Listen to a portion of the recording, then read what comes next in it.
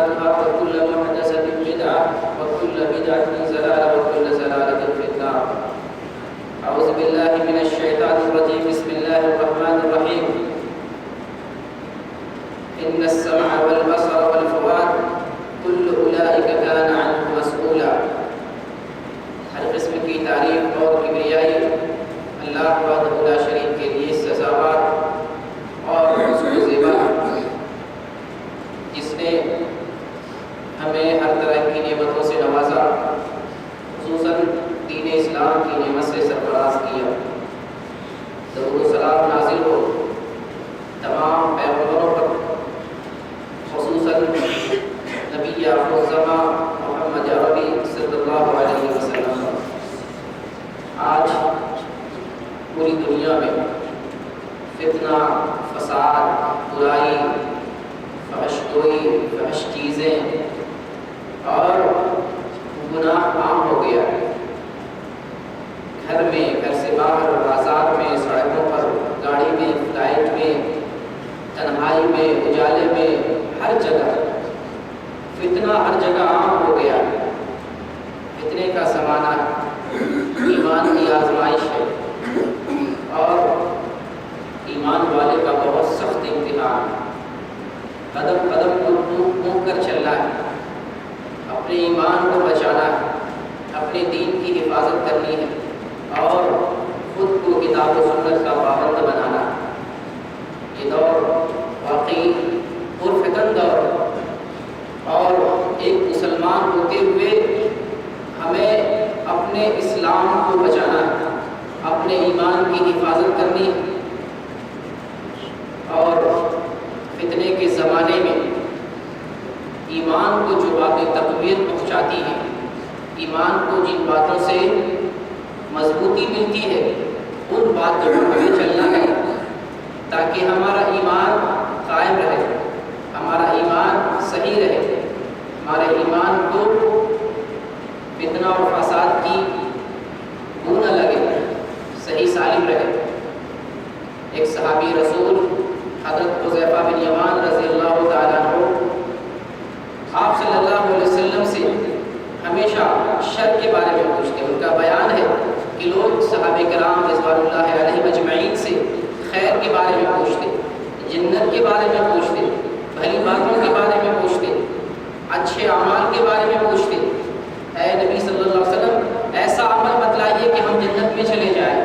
اے نبی کریم صلی اللہ علیہ وسلم ایسی بات بتلائیے کہ ہمیں دنیا اور آخرت میں نجات مل جائے. ایسی بات بتلائیں جس کے ذریعے اللہ تعالیٰ راضی ہو جائے، آخرت میں نصیب و آخرت مل جائے، اللہ کے عذاب سے چھٹکارا مل جائے.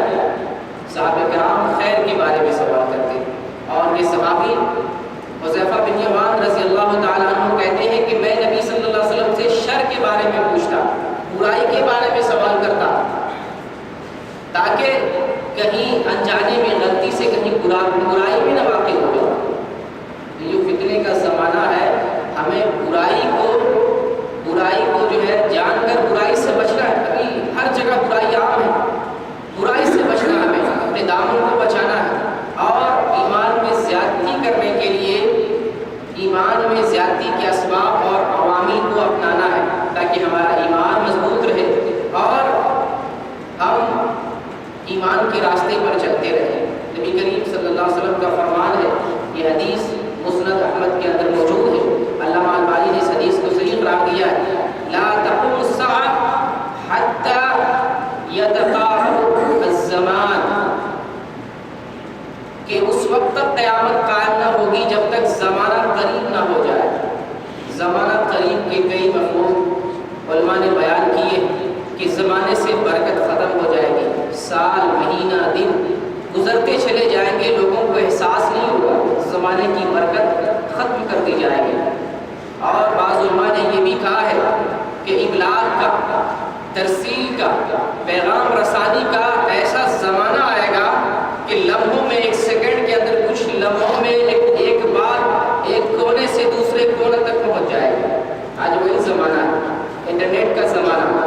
یہ دنیا ابھی گلوبل ویلیج ہو گئی ہے، ایک گاؤں کٹورے میں سما گئی ہے دنیا.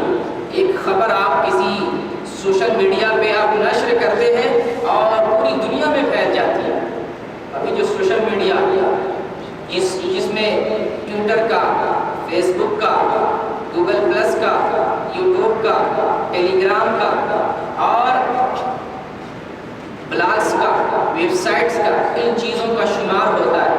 ان چیزوں کے ذریعہ لوگ اپنی بات کو ہر جگہ پھیلا رہے ہیں اور ان سوشل میڈیا سے پڑھے لکھے، یہاں تک کہ کم پڑھے لکھے لوگ، سارے لوگ اس سے جڑ گئے اور تو اور جس بھی فرقے کے لوگ ہیں، جس بھی مسلک کے لوگ ہیں اور جو بھی ایکٹیویٹی، جو بھی ان کا کام اور مشغلہ ہے، ہر قسم کے اور ہر طبقہ کے لوگ اس سے جڑ گئے اپنے مشن کو جاری رکھنے کے لیے، اپنی بات کو عوام تک پہنچانے کے لیے اور اس کے ذریعہ اپنے کام کو متحرک اور فعال بنانے کے لیے ہر آدمی اس میڈیا کے ذریعے اپنی بات دوسروں تک پہنچا رہا ہے۔ سوشل میڈیا کے ذریعے، واٹس ایپ کے ذریعے، ٹویٹر کے ذریعے، فیس بک کے ذریعے آدمی اپنی چیزوں کو ڈال کر دنیا والوں تک پہنچانا ہے۔ آپ یہ سمجھ لیں جو ملحد آدمی ہوگا وہ الہاد کی باتیں اس میں ڈالے گا، جو کفار ہوگا، غیر مسلم ہوگا، جو مشرک ہوگا، جو اللہ پر ایمان نہیں لانے والا ہوگا، جو مسلمان کا دشمن ہوگا، جو مجوس ہوگا، یہود اور نصرانی ہوگا، وہ لوگ اپنی بات بھی اس میں ڈالیں گے، اپنی بات کو ڈال کر لوگوں تک پہنچائیں گے۔ تو یہ جو سوشل میڈیا سے لوگ جڑ گئے ہیں، یہ سوشل میڈیا ہمارے لیے بہت سارے نقصان کا باعث ہے۔ گو کہ اس کے اندر فائدہ بھی ہے، افادیت کا انکار نہیں کیا جا سکتا، لیکن اس میڈیا نے ہمارے اخلاق کو تہس نہس کر دیا ہے، ہمارے اوقات کی پابندی کو ختم کر دیا ہے اور خاص طور سے اسلام کی جو ترجمانی کی جا رہی ہے غلط انداز میں، اس سے نئے ذہن خراب ہو رہے ہیں، بچوں کے دلوں میں نفرت اسلام سے پیدا ہو رہی ہے اور بچوں کا ذہن الہادی اور تکفیری ذہن بن رہا ہے۔ خصوصاً واٹس ایپ، فیس بک اور ٹویٹر کے ذریعہ لوگ اس سے اس قدر جڑ گئے ہیں کہ وقت کی پابندی نہیں رہتی۔ اسلام نے ہمیں جو نظام دیا ہے اس کے اندر وقت کی پابندی ہے، رات میں سونا ہے اور دن میں روزی تلاش کرنا ہے۔ اللہ رب العزت نے بیان کیا وَجَعَلْنَا اللَّيْلَ لِبَاسًا وَجَعَلْنَا النَّهَارَ مَعَاشًا، ہم نے رات کو لباس بنایا، راحت کے لیے، اطمینان و سکون کے لیے، آرام حاصل کرنے کے لیے، سونے کے لیے بنایا، اور ہم نے دن کو روزی کمانے کا ذریعہ بنایا۔ تو لوگ یہ سوشل میڈیا کی وجہ سے رات اور دن کا کوئی فرق نہیں رہتا، فجر کا وقت ہو، عشاء کا وقت ہو، رات کا 2 بج رہا ہو، دن کے 5 بج رہے ہو، کوئی وقت کوئی پابندی نہیں۔ یہاں تک کہ لوگ مسجد کے اندر، لوگ مدرسوں کے اندر، محفلوں کے اندر، مہمان کے پاس، ہر جگہ نظر اسکرین پہ، موبائل پہ اور ٹچ موبائل پہ، اسکرین پہ اور جو ہے میسج پہ ہوتا ہے۔ لوگوں کا ذہن ہمیشہ انہی چیزوں میں لگا رہتا ہے، وقت کی پابندی نہیں ہو پاتی۔ لوگ اپنا وقت، اپنی عمر کا قیمتی لمحہ ضائع کر رہا ہے۔